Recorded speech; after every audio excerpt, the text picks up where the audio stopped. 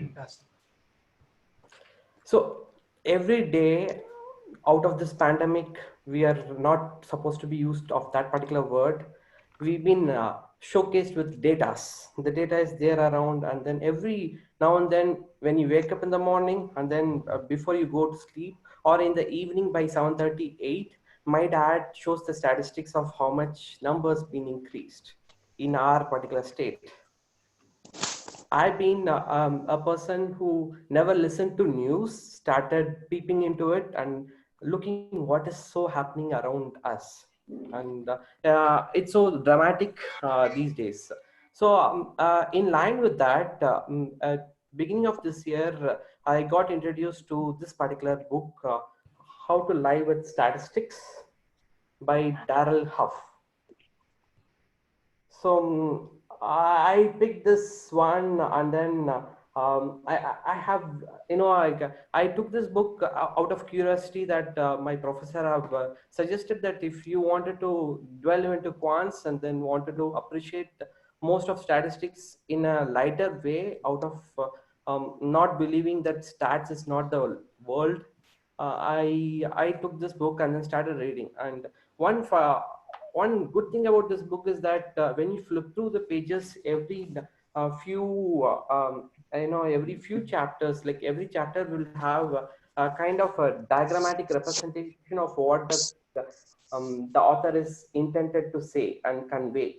And he goes and claims he's a journalist. Darrell Huff is a journalist, and he wrote this book around 60 years back, and you will be wondered that this person had that knowledge of all the data and then random sampling 60 years back. And he's a blogger at that time itself. As a journalist, he interested in statistics, and he blogs data related to statistics, and then he writes books of how to in nature. And this is one of his how to book which he wrote, and then it's so popular when you enter the statistics world. And data is so abstract, right? Every one of us will feel, why is that data has to be understood? So this complete book talks about all the statisticians around you are lying.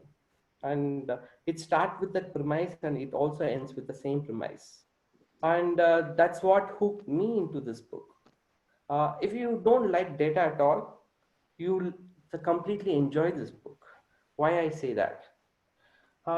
If you know the certain examples which you have given, like say for just tossing a coin. If you toss a coin, what is the predictable outcome?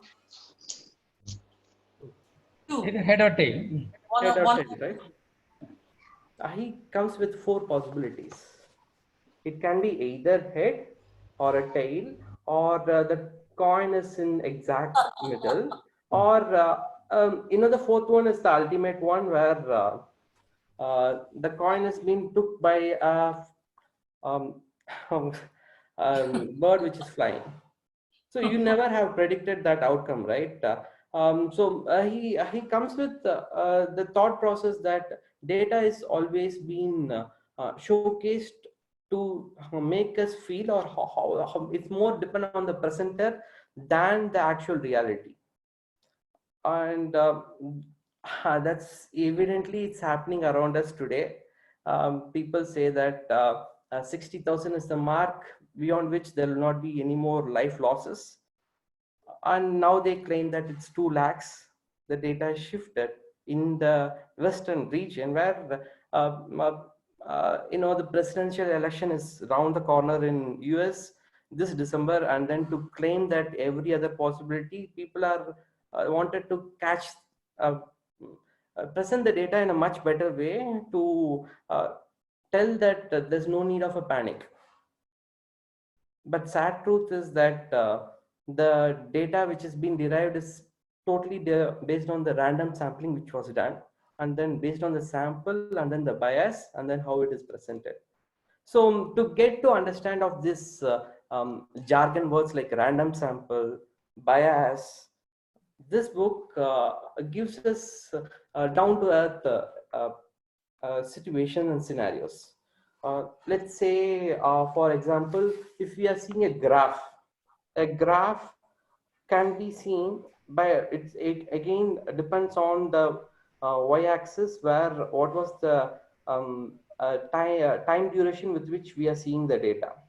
It's like every hour, if I start seeing how many people um, are recovered from the current pandemic, then that data will be different from the data which is present to us every day, because the granularity is more in the earlier than the second. Uh, no, yeah, the best thing which I liked about this book is that it covers more with respect to graph. It talks about mathematical terms in a way where it'll make you fun of learning statistics, because trust me, I had a big time in clearing my quants, and this book was really handy to me to understand little aspects of the quantitative approach which we need to be aware of. And this book talks against quantitative approach, and that's what pulled me to read this book. What I didn't like about reading this particular book is that it has a premise that all the statisticians are liars, and to prove that, the complete book is dwelled upon presenting data to us, where if there is a drug which is found, and if it is says that it is effective for 100%, 99% is what the claim, then there's still a possibility of 1%.